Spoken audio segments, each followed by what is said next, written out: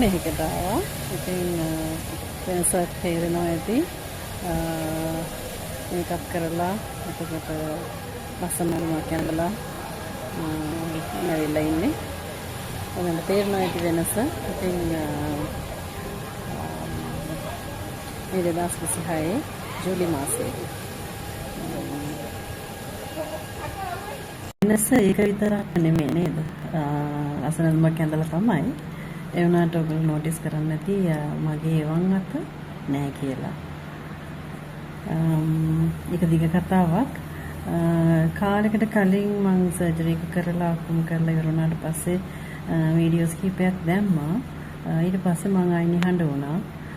දැන් කාලයකට පස්සේ ආයි මට හිතුණා මේ කතාව කියන්න ඕනේ කියලා.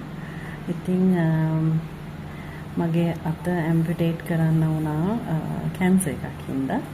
ඉතින් ඊට පස්සේ ජීවිතේ හැඩ ගැසෙන හැටි, හැඩ ගැසෙමින් තියෙන හැටි, ඉදිරියට කොහොමද හැඩ ගැහෙන්නේ කියන එක මේක ලොකු චැලෙන්ජ් එකක් වෙලා තියෙනවා මට.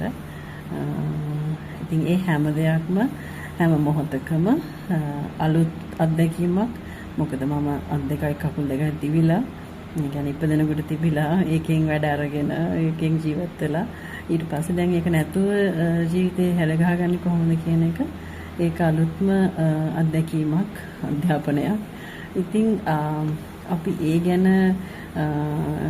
මට හිතුණා ඒ ගැන ටිකක් කතා කරන්න ඕනි කියලා. ඒවා ගැන දැනගන්න කැමති කෙනෙක් ඉන්නවා නම් සහ යම් කිසි ප්‍රමාණයක ඉන්ස්පිරේෂන් එකක් කාට හරි ලැබෙයි කියලා හිතනවා. ඒකින්ද තමයි මම හිතුවේ මේ සම්බන්ධ වීඩියෝස් ටිකක් ගෙනවා කියලා.